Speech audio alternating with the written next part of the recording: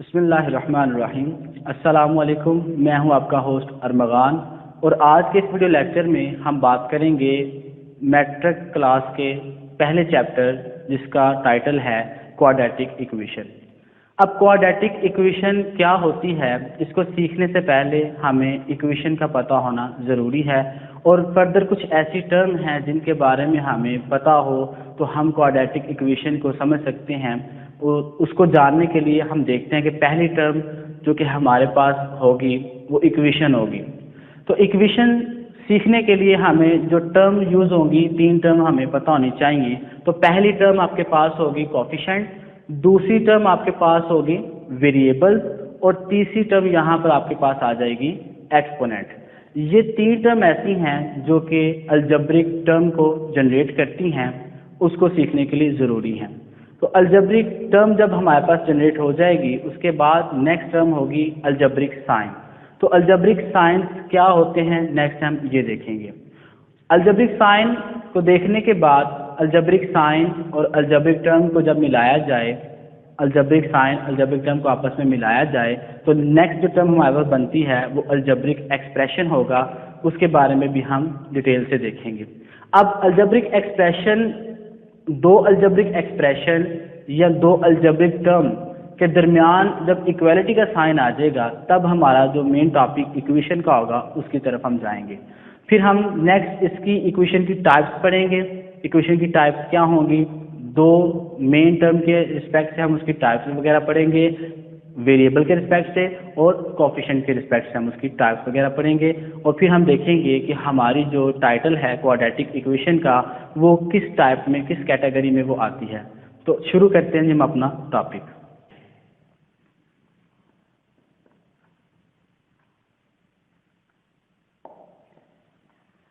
Equation को जानने से पहले हम इसके अंदर मौजूद जो टर्म्स होती हैं उसके बारे में देखते हैं। लेट्स सपोज मैं यहाँ पे आपके सामने लिखता हूँ 2x एक्सपोनेंट 3। ये मैंने आपके पास एक टर्म लिख दी है। यहाँ पर अगर बात की जाए जिन तीन टर्म्स का मैं जिक्र कर रहा था, ये जो हमारे पास दो होगा, ये जो दो जिसे हम कोफिशिएंट भी कहते हैं, बेस भी कहते हैं, ये आपके पास होगा। नंबर 2 जो आपके पास होगा वेरिएबल, यहाँ पर ये कोफिशिएंट, और ये जो ऊपर होगा आपके पास ये कहलाएगा एक्सपोनेंट। ये तीन टर्मिनोलॉजी जो हम देखेंगे कि एक जब ये तीनों मिलती हैं आपस में, ये तीनों जो आपके पास हैं, एक आपके पास कोफिशिएंट, वेरिएबल और तीसरा एक्सपोनेंट, जब ये तीनों चीज़ें एक ही टर्म के अंदर मौजूद होंगी तो वो गिवन जो हमारे पास टर्म होगी वो कहलाएगी हमारे पास अलजेब्रिक टर्म।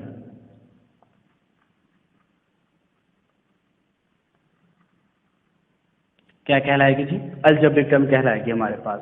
नंबर 2 जो हमारा टॉपिक था कि अलजेब्रिक साइन क्या होते हैं, तो अलजेब्रिक साइन के हवाले से देखते हैं जो कि आप पढ़ते आ रहे हैं। Plus, minus, multiply and division, ये हमारे पास जो साइंस होते हैं, प्लस एडिशन के लिए, माइनस सब्ट्रैक्शन के लिए, जो मल्टीप्लाई है वो ज़रब लगाने के लिए और दूसरा जो हमारे पास है वो डिवीजन क्या तकसीम करने के लिए। ये जो चार हमारे पास साइन होते हैं बेसिकली इन्हें हम अलजेब्रिक साइन कहते हैं। अब नेक्स्ट हम देखते हैं कि एक्सप्रेशन जो हमारा तीसरा टॉपिक था कि आपके पास एक अलजेब्रिक टर्म है, उसके अब जब अलजेब्रिक टर्म को हम अलजेब्रिक साइन के साथ लिख देते हैं, कोई से भी दो अलजेब्रिक टर्म ले लें। लेट्स सपोज मैं यहाँ पर एक और अलजेब्रिक टर्म लेता हूँ 3y की 2, ये एक अलग हमने अलजेब्रिक टर्म ले ली। जब इन दो अलजेब्रिक टर्म को मैं किसी एक, इन तीन चारों में से किसी एक, खुसूसन जो आपके पास होते हैं वो 2 प्लस या माइनस का अलजेब्रिक टर्म ज़्यादा यूज़ होते हैं अलजेब्रिक साइन, इनमें से अगर मैं किसी एक को इनके दरमियान में लिख देता हूँ तो ये टोटल बनने वाली जो चीज़ होगी आपके पास, ये आपके पास अलजेब्रिक एक्सप्रेशन कहलाएगी। आई रिपीट कि दो अलजेब्रिक टर्म को जब एक या एक से ज़्यादा अलजेब्रिक साइन के साथ लिख दिया जाता है तो वो होल बनने वाली चीज़ आपके पास क्या कहलाती है? अलजेब्रिक एक्सप्रेशन कहलाती है। फॉर एग्जांपल यहाँ पे मैं लिखता हूँ 3z + 2y। तो ये हमारे पास अलजेब्रिक एक्सप्रेशन होगा। अब यहाँ पर बच्चों का सवाल उठता है, सर यहाँ पर 3 जो कि कोफिशिएंट है इसका भी 2 कोफिशिएंट होगा, एक वेरिएबल z है एक वेरिएबल y है, लेकिन यहाँ पर जो एक चीज़ मिसिंग है एक्सपोनेंट, वो कहाँ पे है? तो ये अंडरस्टूड बात है, हम 8वीं में भी सीख के आ चुके हैं, 9th में भी सीखा हुआ है हमने कि यहाँ पे जिसकी कोई पावर नहीं होती उसकी पावर 1 होती है, एक्सपोनेंट उसका 1 होता है। सेम इसी रिस्पेक्ट से अगर मैं यहाँ पर एक्स स्क्वायर लिख देता हूँ, इसका मतलब है कि यहाँ पर कोफिशिएंट नहीं है, लेकिन हम जानते हैं कि जिसके साथ कुछ भी नहीं होता एक लिखा होता है, इसका मतलब है इसको कोफिशिएंट 1 होगा। तो ये जो चीज़ें होती हैं आपके पास क्या कहलाती हैं? अलजेब्रिक टर्म्स कहलाती हैं। उनको अलजेब्रिक साइन के साथ लिख दें तो अलजेब्रिक एक्सप्रेशन बन जाता है। इसी के साथ एग्जाम्पल और भी देखिए, सिंपल जो एक्स होगा क्या वो भी एक अलजेब्रिक टर्म होगा कि नहीं होगा, ये आप हमें कमेंट करके बता सकते हैं। नेक्स्ट बात करते हैं अलजेब्रिक एक्सप्रेशन। अब 2 या 2 से ज़्यादा अलजेब्रिक एक्सप्रेशन को जब मैं इक्वल के साइन के साथ लिखता हूँ, इक्वल के साइन के साथ मैं लिख देता हूँ, तो वो मेरे पास बनने वाली चीज़ एक इक्वेशन बन जाती है। लेट्स सपोज कि यहाँ पे मैं लिखता हूँ 3y + 2x = 9। यहाँ पर इस तरफ अलजेब्रिक एक्सप्रेशन और ये एक अलजेब्रिक टर्म है, क्योंकि यहाँ पर x या y की पावर 0 हम लिख सकते हैं, क्योंकि एक सिंगल जो 1 2 3 9 जो नंबर्स होते हैं वो भी अलजेब्रिक टर्म्स के ज़िम्मे में आते हैं। तो ये हमारे पास क्या कहलाएगी? एक इक्वेशन बन जाएगी। इसका मतलब है हमने इक्वेशन कब देखी? अलजेब्रिक टर्म, उसको जब अलजेब्रिक साइन के साथ मिलाया गया तो वो क्या बन गया? Algebraic expression. अलजेब्रिक एक्सप्रेशन को इक्वल के साइन के साथ लिख दिया तो वो हमारे पास गिवन क्या बन गई? एन इक्वेशन बन चुकी है। इसके बाद हम देखेंगे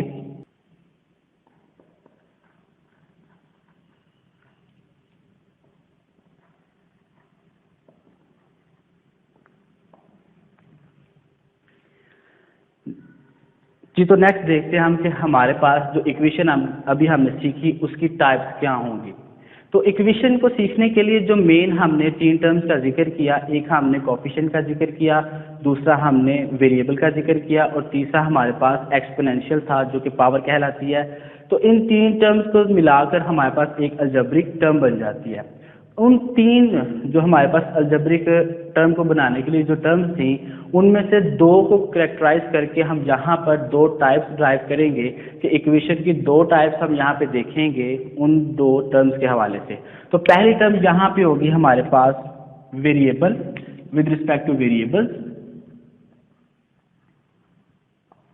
और दूसरी यहाँ पे होगी एक्सपोनेंट।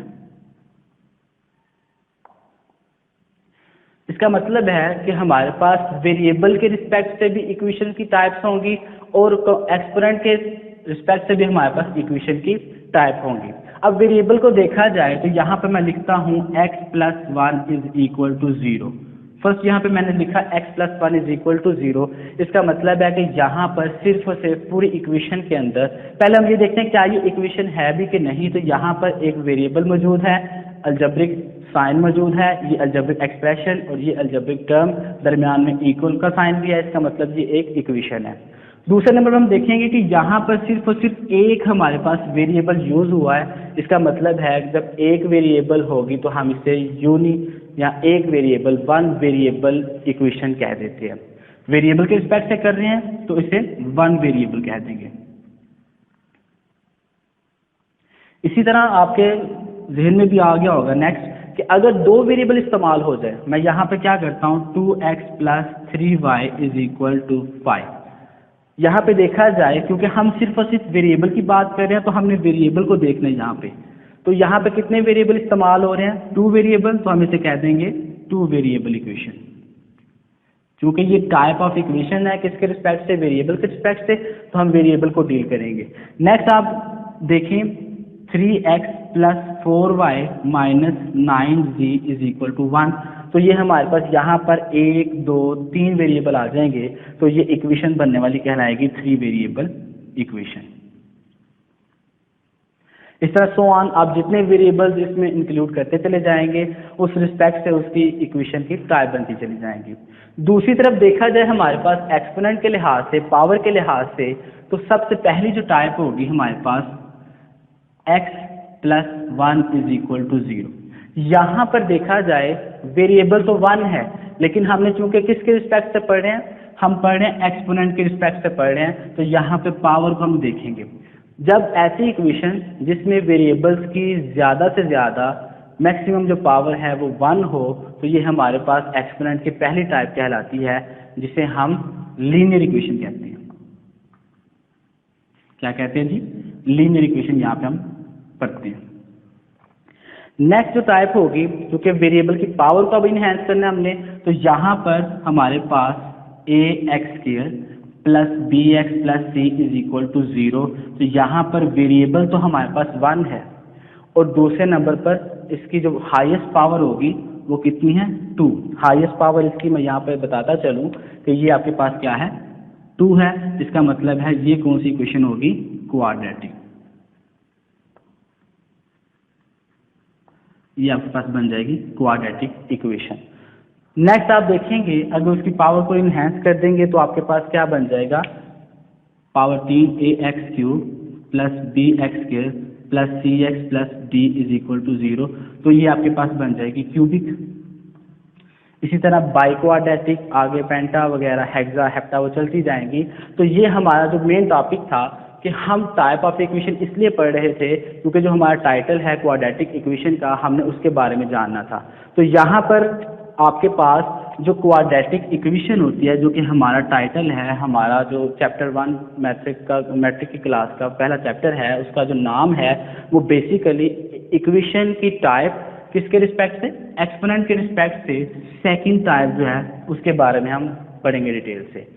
तो ये था हमारा इंट्रोडक्शन के क्वाड्रेटिक इक्वेशन क्या होती है। तो बेसिकली क्वाड्रेटिक इक्वेशन देखा जाए, अभी तक जो हमने सीखा, क्वाड्रेटिक इक्वेशन 1 वेरिएबल, ये 1 वेरिएबल 2 वेरिएबल भी हो सकती है, लेकिन इसमें क्या होगा? हाईएस्ट पावर क्या होगी हमारे पास? 2 होगी वेरिएबल्स की। तो ये बन जाएगी इक्वेशन की एक्सपोनेंट के लिहाज से सेकंड जो टाइप होगी वो क्वाड्रेटिक इक्वेशन होगी, जो कि हमारा टाइटल होगा। तो मुझे नेक्स्ट लेक्चर में हम देखेंगे कि एक वेरिएबल जो क्वाड्रेटिक इक्वेशन होती है उसको सॉल्व करने के कितने मेथड हैं, और फिर हर मेथड को 1 बाय 1 हम डील करेंगे। शुक्रिया।